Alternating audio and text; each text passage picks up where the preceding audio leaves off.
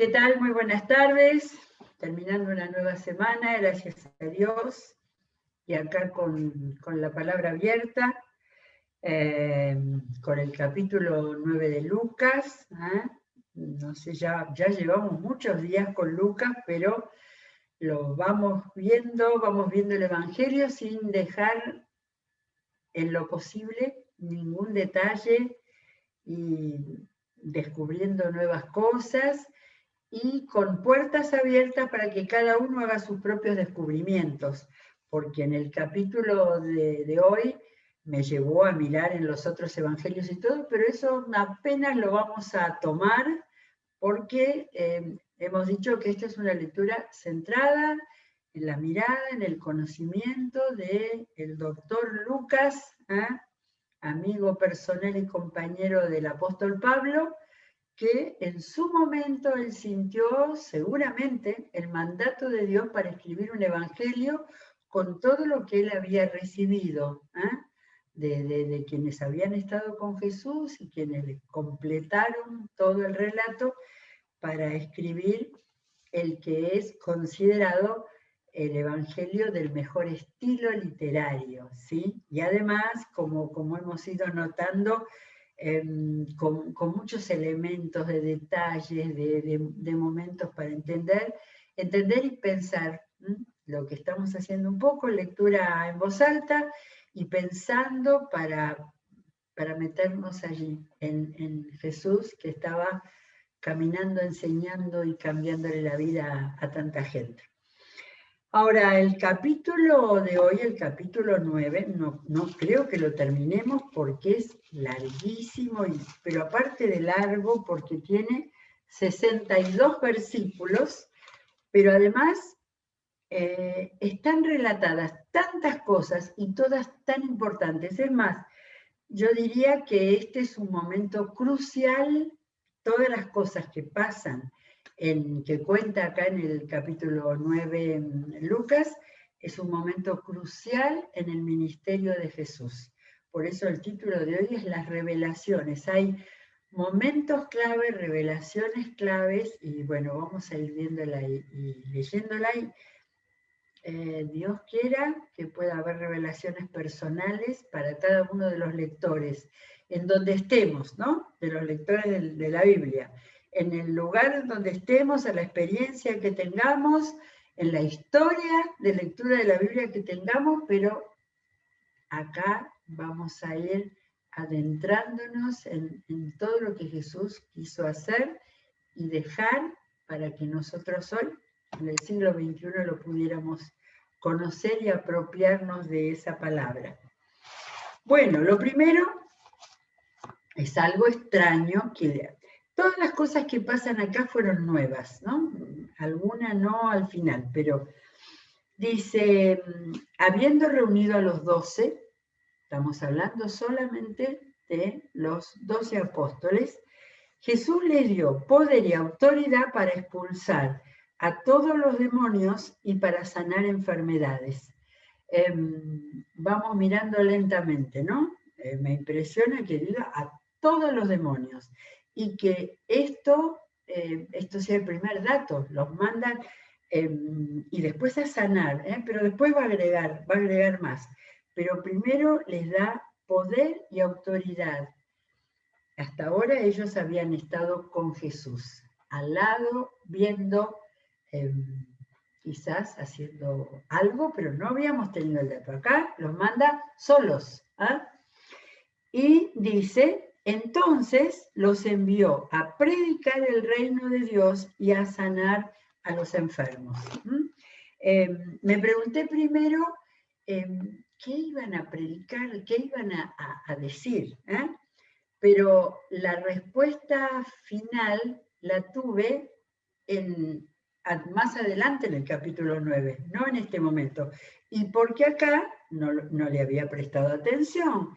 Los envió a predicar el reino de Dios.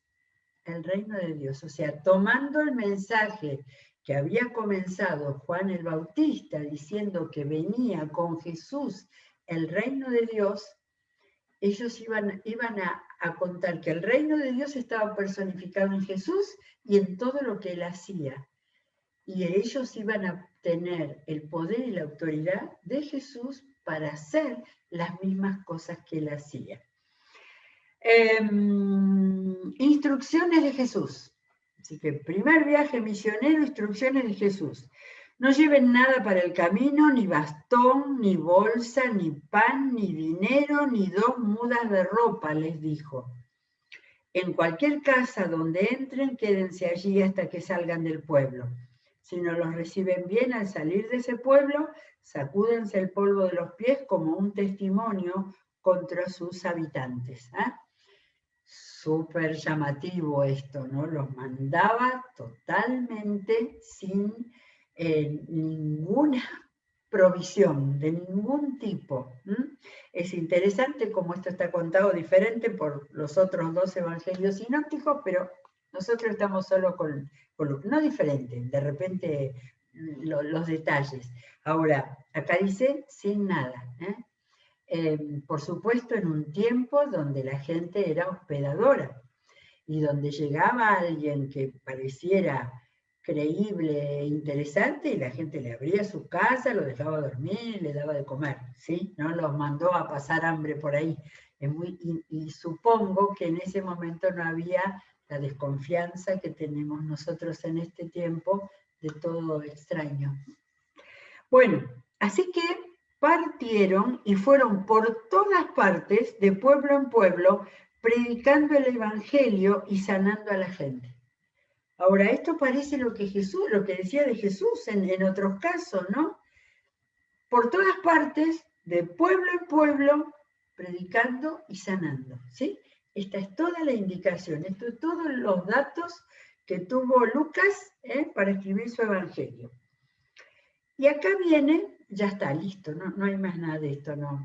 Yo me moriría por saber detalles, ¿cómo les fue? Si los echaron, si de muchos lugares tuvo que hacer eso de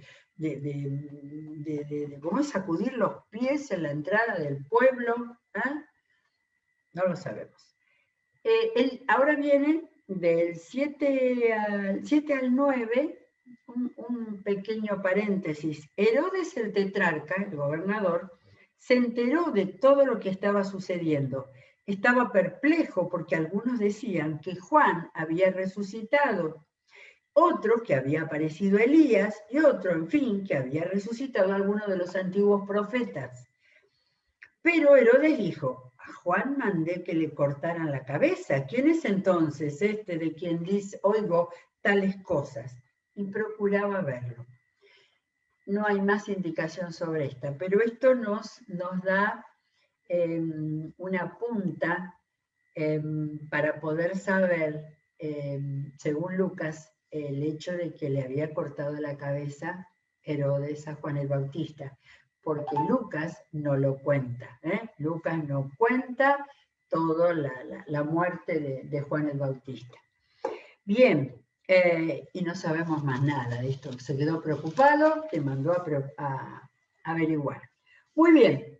Cuando regresaron los apóstoles, le relataron a Jesús lo que habían hecho. Él se los llevó consigo y se retiraron solos a un pueblo llamado Betsaida. Ay, me olvidé de ver a ver si estaba algún mapa por ahí. Si pudiera aparecer un mapa, yo me olvidé de pedirlo, es culpa mía. Para ver dónde estaba Betsaida, porque lo busqué en el mapa de mi Biblia y no encontraba Betsaida.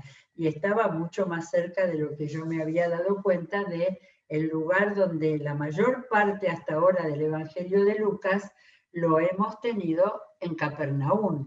Y Betsaida estaba muy cerca, otro de los pueblos o ciudades que estaban sobre el mar de Galilea. ¿Cómo se mantuvo Jesús alrededor porque evidentemente alrededor del mar de Galilea era donde estaban todas las ciudades que vivían de la pesca y ciudades que tenían gran movilidad. ¿Ven Betsaida? Betsaida a la derecha del mar de Galilea, solita ahí, está dentro de Galilea. La provincia marcada ahí arriba es Iturea, que creo, no sé si está mencionada en alguno de los evangelios. Jesús fue para allá, seguramente. Y entonces está a la izquierda Capernaum y a la derecha está Betsaida. Capernaum está con un puntito más grueso, de manera que debía ser capital o la ciudad más importante. Ya que tenemos el mapa acá, miren, bien al norte, en Iturea, donde dice Cesarea de Filipo, porque no está mencionado, pero está mencionada en otro evangelio y entonces lo vamos a ver en el próximo relato. Bueno, excelente. Betsaida, ciudad importante donde Jesús y los apóstoles anduvieron por ahí. Muy bien. Ahora, ¿qué momento ese? Jesús se los llevó aparte, los sacó de Capernaum para que no estuvieran ahí en el lugar con todos los parientes, pero la gente se enteró y lo siguió. No sabemos si de esta conversación donde le contaban todo lo que había pasado, todo lo que habían hecho, que seguramente en algún momento hablaron a solas con Jesús, pero se acumulan los hechos contados por Lucas y entonces no tenemos para infiltrarnos y poder haber sabido algo de esa conversación al regreso. La gente lo siguió. Él, ¿qué hizo? Les dijo, no, ahora tengo que hablar con los apóstoles, déjennos tranquilos, necesitamos 2 horas. Él los recibió y les habló del reino de Dios. O sea que ese es el tema que llevaron los apóstoles pueblo por pueblo. Y hasta ahora, hasta este capítulo de Lucas, tenemos el reino de Dios. También sanó a los que lo necesitaban. O sea que Jesús, lleno de amor. Había sido muy importante ese primer viaje misionero de los apóstoles solos.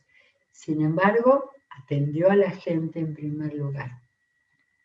Al atardecer se le acercaron los 12 y le dijeron, escuchen palabras muy conocidas, despide a la gente para que vaya a buscar alojamiento y comida en los campos y pueblos cercanos, pues donde estamos no hay nada. Así que ahí en Betsaida, donde estaban, o estaban en medio del campo, o ahí no había centro comercial.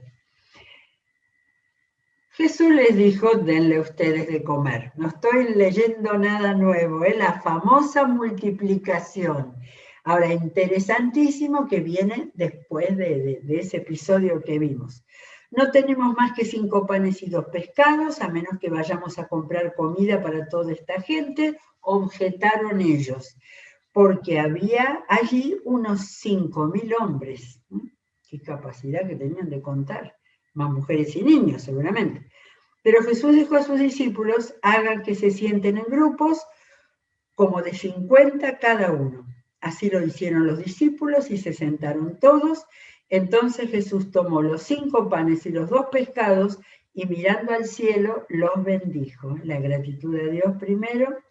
Luego los partió y se los dio a los discípulos para que se los repartieran a la gente. Todos comieron hasta quedar satisfechos y de los pedazos que sobraron se recogieron 12 canastas. Creo que este es el más corto de los relatos de la primera multiplicación de los panes y de los peces. Es el más corto, porque Lucas estaba interesado en todas las cosas que venían a continuación. Y por eso lo contó resumidamente. Me puse a hacer un rápido repaso de los otros evangelios y es uno de los pocos hechos que está en los 4 evangelios. Y Juan, que es el que lo escribió 30 años después, como lo dijimos tantas veces, Juan es el que lo cuenta con más detalles, ¿sí? Y es más, él cuenta todo lo que pasó después, lo que hicieron hacer rey cuando vieron que daba comida en abundancia. De manera que el relato de Lucas es rápido, lo central, porque venían cosas más importantes. Voy por el versículo 18. Un día, dejamos ya ese momento y esa semana, cuando Jesús estaba orando para sí, estando allí sus discípulos, les preguntó, hice mirar en el mapa, interesante esta frase, creo que no está en ningún otro lado, orando para sí, sin hablar, caminando, y quien lo contó, se lo contó a Lucas, le dijo que iba orando por el camino. Ahora, Mateo es el que cuenta que cuando pasó este suceso, que ahora vamos a ver, iban caminando hacia Cesarea de Filipo, esa ciudad que estaba al norte, pero muy lejos. Como cuando yo lo leí en Mateo, que es Mateo quien lo cuenta, fui a mirar al mapa y ahí me di cuenta las grandes distancias que Jesús y los apóstoles caminaban, porque si seguimos el relato de Mateo, estaban caminando, Jesús orando, y de repente, ahí no estaba orando cuando habló con ellos, les preguntó, ¿quién dice la gente que soy yo? Unos dicen que Juan el Bautista, otros que Elías, otro que uno de los antiguos profetas que ha resucitado, le respondieron. ¿Y ustedes quién dicen que yo soy? Ahora, yo me quedé pensando, y algunos de ellos también pensarían que era Elías, que era alguno de los profetas, no hay duda que le daban todo el valor a Jesús, pero todavía no estaba claro, hasta ese momento que se llama la confesión de Pedro, ¿no? Está siempre el titulito. Pedro afirmó como siempre, evidentemente Pedro era no solo el más decidido, sino como el apóstol principal. El Cristo de Dios, afirmó Pedro. Jesús, no tenemos ningún comentario más, ¿no? Pero al decir Pedro, ¿se acuerdan que en Mateo dice, tú eres el Cristo, el Hijo del Dios viviente? Pero acá tenemos tomado por Lucas el Cristo de Dios, ¿no? Es como si dijera el libertador profetizado por todo el Antiguo Testamento, porque el Cristo era el ungido y entonces el Cristo era el libertador. Respuesta de Jesús, les ordenó terminantemente que no dijeran esto a nadie. ¿Por qué? Todavía había más cosas que ellos tenían que entender. De manera que la predicación del Evangelio, como vimos al comienzo del capítulo, era hablar de que el reino de Dios se ha acercado, que Jesús es enviado por Dios, que Él vino para sanar, salvar, perdonar pecados. Bien. Entonces les ordenó que no dijeran todavía la claridad a la cual ellos habían llegado y les dijo, el Hijo del Hombre tiene que sufrir muchas cosas y ser rechazado por los ancianos, los jefes de los sacerdotes y los maestros de la ley. Es necesario que lo maten y que resucite al tercer día. De manera que nosotros tenemos acá la primera revelación que hizo Jesús de su misión. La primera. Va a haber muchas otras, pero acá está la primera. Esto se lo dijo a los apóstoles, ¿sí? Dirigiéndose a todos, o sea, evidentemente había gente ahí, o al continuar su predicación en otro momento dijo, si alguno quiere ser mi discípulo, que se niegue a sí mismo, lleve su cruz cada día y me siga. Porque el que quiera salvar su vida, la perderá, pero el que pierda su vida por mi causa, la salvará. ¿De qué le sirve a uno ganar al mundo entero si se pierde o se destruye a sí mismo? Si alguien se avergüenza de mí y de mis palabras, el Hijo del Hombre se avergonzará de él cuando venga en su gloria y en la gloria del Padre y los santos ángeles. Falta una sola frase que ahora la leo. ¿Se dan cuenta todas las cosas que Jesús estaba revelando? Ahí el mensaje estaba completo. A los discípulos les estaba diciendo que él iba a morir y resucitar. Ya sabemos que no lo entendieron, que no quisieron entenderlo, ¿no? pero a toda la gente que los seguían enloquecidos, que les había multiplicado los panes, empezó a decir esa palabra que usamos muchas veces, en forma radical, lo que quería decir ser discípulo. No seguirlo para que le dieran pan gratis, ¿no? Si alguno quiere ser mi discípulo, que se niegue a sí mismo. Después, con toda la predicación, iban a entender que Jesús tenía que entrar, morir para que Jesús entre en ellos. Lleve su cruz cada día y me siga, el que quiera salvar su vida la perderá. Esto es una aparente paradoja tremenda, muy difícil, pero nosotros no tenemos más que resúmenes de lo que Jesús habló. Seguramente la gente dijo, ¿qué quiere decir eso de perder la vida? Y Jesús habrá explicado, morir a sí mismo para nacer de nuevo. Y Jesús debe haber hablado mucho del nuevo nacimiento, ¿sí? Así que, pero además de eso, habló de la vida eterna y habló de la vida posterior. Si alguien se avergüenza de mí y de mis palabras, y ya venía el tiempo en que iban a tener oposición cada uno y que muchos se iban, si alguien se avergüenza de mis palabras, el Hijo del Hombre se avergonzará de él, acá en ese momento, cuando venga en su gloria y en la gloria del Padre y los santos ángeles. Les estaba anunciando ya la vida eterna. Y lo último que dijo en este mensaje, que lo tenemos así todo juntito, es, además, les aseguro que algunos de los aquí presentes no sufrirán la muerte sin antes haber visto el reino de Dios. Esto sí que era difícil, esto sí que hablándole a todos habrá sido algo que habrá quedado sin entender. Pero evidentemente esto se los estaba hablando a los apóstoles, porque el versículo 28 dice, unos 8 días después, una semana después de decir esto, Jesús, acompañado de Pedro, Juan y Jacobo, el trío que lo acompañaba siempre en los momentos más íntimos y más importantes, subió a una montaña a orar. ¿Y qué pasó acá? Mientras oraba, su rostro se transformó y su ropa se transformó blanca y radiante. Una transfiguración, es como lo ha llamado la Biblia. Y aparecieron 2 personajes, Moisés y Elías, que conversaban con Jesús.